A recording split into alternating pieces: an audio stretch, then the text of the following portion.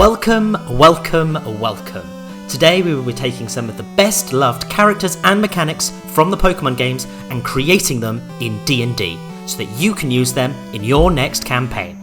In order to cover everything, we'll split this video into 6 sections, each of which are on the screen now. Feel free to jump around or to just relax and enjoy the ride. Without further ado, let's begin. Creating stat blocks for over 900 individual Pokemon can be tiresome. I am planning on uploading all of them over time as shorts, so subscribe if you want to keep up with mine, but for this video, we'll just go over the method. Each and every Pokemon already has stats from the games, so that'll be our starting point. I'm going to use Bulbasaur as an example for this video, but you should be able to do this with any Pokemon that you choose. The main website, Pokemon.com, provides this useful graph which rates each of the stats out of 15. We'll use these ratings to create the Pokemon's D&D stats as follows. We'll take the number for each stat, add 10 to that, and assign it to the relevant D&D stat. HP plus 10 goes to Constitution, Attack plus 10 goes to Strength, Special Attack links to Intelligence, and Special Defense links to Wisdom. Speed is clearly linked to Dex, and that just leaves Charisma. However, the last stat on the Pokemon table is Defense, which doesn't really link to Charisma all that well. So instead, we'll take this Defense, add 10, and make that the Pokemon's AC. And then we'll assign each individual Pokemon's Charisma at random. This does make sense though, as all Pokemon do have their individual personalities, and that is what this Charisma modifier will show. We can now move on to the other parts of the stat block. HP is very much linked to level and will increase by the Pokemon's Constitution modifier each level. This may not seem like that much, but remember, Pokemon can get to level 100, and as such, their HP can reach very high values. Their DC, which will make a bit more sense when we look at moves, is 8 plus Proficiency plus Intelligence, since that was their special attack stat. For most stat blocks I set speed to be 30 foot, this is standard, but feel free to adjust this if you think that particular species of Pokemon require higher or lower speeds. This also goes for size, where most Pokemon I will set as medium, although some may be small and some may be large depending on what you think. Proficiency bonuses is something that we will cover when we look at leveling and training, but you can assign the skills that your Pokemon is proficient in here. I do normally set about 3 for the first evolution and increase that for future evolutions. However, this may need to be adapted for Pokemon who don't actually evolve, so you may want to give those a few more early on, or have them gain a couple as they level up. The final thing that we'll look at here is Pokemon types. Now, these dictate in the Pokemon games what other types that your Pokemon is weak or strong against. The way that we will model this is by creating damage types for each of these Pokemon types, and then saying that these Pokemon are vulnerable to these damage types.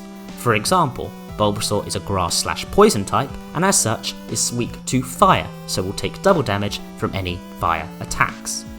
Talking about damage types, this brings us very nicely onto our next section. There is no specific way to create a Pokemon move in D&D, so you have a lot of free reign here, but it is important to stick to a few rules just to keep things balanced. Firstly, as discussed in the last section, we will be creating damage types for every single type in Pokemon. That way, we can introduce the type advantage into D&D. Therefore, it is important that every single move that a Pokemon can do is in one of these damage types. That way, the entire type advantage calculation works well. It is also important to keep the level boundaries for when you can learn a move. This way, you can have more powerful moves become available to your Pokemon as they progress higher in the level tree. The next thing to think about is range. In Pokemon, range isn't really an issue, but in D&D, where we use battle maps and measure out how far attacks can go, it's important to be precise. I normally stick to 5 foot for melee attacks and 60 foot for ranged, but you can feel free to adjust these if you feel that certain attacks or certain Pokemon should be able to hit from further away. We now start to think about how much damage each of these attacks should do. In Pokemon, some attacks are more powerful than others, and I think the best way of modelling this in D&D is to change the dice that you use for damage. For example, a really powerful attack like Hydro Cannon could use D12s, whereas an early move like Tackle may only use a D4. The number of these dice, however, depends on level. When you first start, your Pokemon won't be dealing much damage, therefore they should be rolling less damage dice. However, a level 100 Pokemon should be dealing a lot of damage. The best way I could think of to model this is to add a damage dice every single time the Pokemon reaches a level that's a multiple of 10. So, for example, a Tackle at level 5 would deal 1d4 damage, but a Tackle at level 95 would deal 10d4 damage. This works well in my opinion because it allows a progression of damage as you level up. The final technical thing to mention about moves is that any normal attacks will be using your strength modifier, whereas any typed attacks will be using your intelligence modifier, as that came from your special attack stat. Now that we've got all the rules out the way, feel free to be creative. Not all Pokemon moves are attacks, so there is a lot of scope for creativity. For example, Harden could boost AC, Sleep Powder could put a Pokemon to sleep, Fly could take them out of range, and there are plenty of conditions you could inflict with different moves. Here are some examples that I put together for Bulbasaur, but as always these are only suggestions. The final thing to note is it is up to you whether you limit the amount of moves that a Pokemon can know to 4, like it is in the games, or if you allow them their full range throughout your playthrough. Now that we have the stats and the moves, we reach the battles. These are, in all matter of fact, the same as D&D combat. Pokemon roll initiative in the same way using their dex, which came from their speed, and then they can use their action each turn to use their moves. However, there are two possible styles of combat that you can use. The first one is very true to the games, and would involve you pitting your Pokemon up against an opponent's Pokemon. In this situation, you as the trainer use your action to tell your Pokemon what to do, or to use an item on one of your Pokemon. If you wish to switch your Pokemon out during the battle, that also takes an action. This is very true to the game and will recreate how battles work in a controlled environment. The other style of combat though, is having your Pokemon fight alongside you in a regular D&D campaign. In this instance, you and your Pokemon have different initiatives and can act independently to each other. I would still say though that it is sensible to limit it to one Pokemon per player out at a time, as it can get quite confusing if there are multiple out all at once. In return though, it can be quite interesting to put your players up against a group of low-level wild Pokemon, which is something that you can't actually do in the Pokemon games. Both of these battle styles can have their place in the same campaign, and you can mix and match them as you see fit. Overall, it mostly comes down to the style of your campaign and what you want for each individual encounter.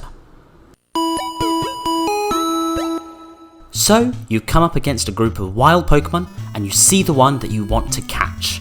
You weaken it a bit and even manage to put it to sleep, but how do you work out how difficult it should be to capture? Well, unfortunately this is where the maths comes in. If you want to skip over this just to see the formula and some alternatives which can work it out for you, you can just jump ahead to this timecode. Otherwise, stick around for some relatively interesting formula building. So, in the Pokemon games, there is a formula which uses the target's HP, level, species, and lots of other numbers to get a target value which it then tries to beat with a random number. This is very similar to setting a DC which you then have to beat with a dice roll. In that vein, we'll quickly create a simple formula which you can use to set the DC to catch a Pokemon. As in the main games, our formula will have a few different pieces. A species part, an HP part, a level part, a ball type part, and a status effect part. The species part is taken fully from the games, as each type of Pokemon has a value assigned to it already. The only issue is that the Pokemon games calculate a number out of 256, whereas we'll be using a D100. For that reason, we'll divide each of these base catch rates for each type of Pokemon by 2.56 to get it out of 100. The HP part looks at how damaged the Pokemon is. We do this by taking the Pokemon's current HP and dividing it by its max. This tells us how healthy it is, so we then take this away from 1 to work out how damaged it is. Unfortunately, using this method, undamaged Pokemon are impossible to catch. Therefore, we add a fraction before the current HP, so even fully healthy Pokemon have a chance, even a small one, of being caught. We do a similar calculation with level. Clearly, a lower level Pokemon should be easier to catch, the same way a Pokemon with lower HP should be easier to catch. Therefore, we divide the target's current level, multiplied by the same fraction, by its maximum possible level, 100. We then take this away from 1 as before. We then have the simpler impacts, ball type and status effect. Ball type is simply a value which depends on the type of ball that you are using to catch the Pokemon. It takes a value of 1 for a regular Pokeball, 1.5 for a Great Ball, and 2 for an Ultra Ball. The Master Ball renders this entire calculation pointless, as the catch is successful regardless. The final part is status effect, and this talks about whether the Pokemon is stunned, asleep, incapacitated, or something like that. It takes a value of 1 if none of these are true. We set it to 1.5 if the Pokemon is stunned, and 2 if the Pokemon is asleep or incapacitated. Once we have all of these numbers, we just multiply it all together, take it away from 100 to get the DC for D100. If it's not a whole number, then you just round to the closest one. This formula can be quite complicated, but I thought it was interesting to see what it was doing. You can find some catch calculators online which will work out a percentage chance by you just putting in the numbers. So if you'd prefer to use just one of those, then you can just take the percentage chance away from 100, and that is your DC for a D100 roll. I do also briefly want to mention shinies here, which I'm sure everyone knows is a staple part of Pokemon. The way we do this in D&D is that every time you encounter a Pokemon in your game, roll 2d20. If both of these rolls are natural 20s, then you encounter a shiny. This means that you have a 1 in 400 chance of encountering a shiny. Slightly more than the 1 in 500 that you have in the games, but it's still pretty unlikely. So after days and days of trying, you finally caught your shiny Rattata and are wanting to level it up. Well, leveling already exists in D&D for players, so it should be simple enough to adapt it to Pokemon leveling. In D&D, there are 20 levels, and in Pokemon, there are 100. As most Pokemon that you can catch are above level 5, we'll set level 5 as the minimum for the Pokemon that we put into D&D. We can then equate every 5 Pokemon levels to 1 D&D level. That means a Pokemon reaching level 10 is the same as a person reaching level 2. This continues right up to level 100, which is the same as reaching level 20. By splitting each level into 5, we can also split the XP needed for each level by 5. For example, for a player to get from level 1 to level 2, they need 300 XP. A Pokemon would need to get the same amount of XP to get from level 5 to level 10, but they do it in 5 steps of 60 XP. Here is a full table of XP requirements. This shows you the XP needed to reach the next level for each level, and it also shows you when the Pokemon's proficiency bonus will increase. So now we know about leveling and how much XP you need for each level. The big question is, how do you work out how much XP you get from an encounter? Well, again, Pokemon already has XP, and each Pokemon in Pokemon has a base XP that they give out. This can be found online, and I will link it in the description below. You simply multiply that by the defeated Pokemon's level, and then divide it by 20 to scale it to the D&D XP levels. You can add another bonus if you are battling another trainer, normally multiplying it by 1.5, but that is up to you. It is also customary to divide whatever XP you receive between the Pokemon involved in the fight, but you can also spread it around evenly across all your Pokemon if you prefer. Finally, I have an optional rule that can make training Pokemon a lot more fun, and this is EVs or effort values. In Pokemon, each defeated creature provides your Pokemon with EVs which correspond to one of the 6 stats Pokemon have. Once your Pokemon has enough of a particular type of these EVs, that stat improves. I have linked the EV table in the description too, which shows the EVs each Pokemon gives off when defeated. Do note that only the Pokemon that deals the finishing blow will obtain the EVs in the D&D version. In Pokemon, there is a limit of how many EVs a Pokemon can collect, and in Pokemon D&D, we set that to 200. And we say that a Pokemon needs 10 of one type to increase a stat. As we mentioned before when we were putting together stat blocks, We can link the types of EVs to the stats as follows. 10 HP EVs will allow you to increase your Pokemon's Constitution score. 10 attack EVs will mean an increase in strength. 10 special attack EVs beefs intelligence, and 10 special defense EVs improves wisdom.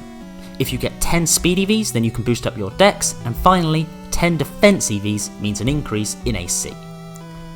If you play your cards right, a fully trained level 100 Pokemon will be much more powerful than a wild level 100 Pokemon of the same species.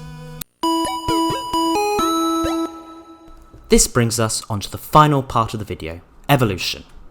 Evolution takes place when your Pokemon reaches a certain level. This will be the same in D&D as it is in Pokemon.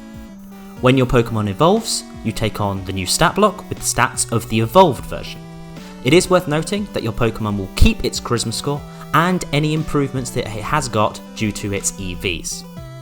You can choose not to evolve your Pokemon, either through items or by stopping them when they try to.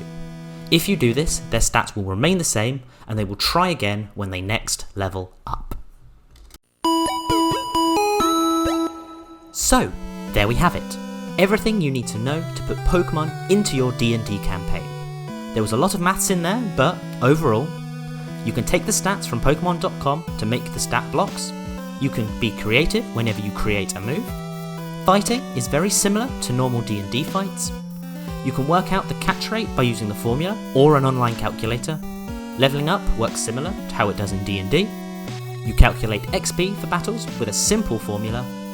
You can include EVs to improve the training experience, and you can evolve your Pokemon similarly to in the Pokemon games. I hope you enjoyed it all, and let me know what else you'd like to see. Do stay tuned for my stat blocks, which will be dropping daily.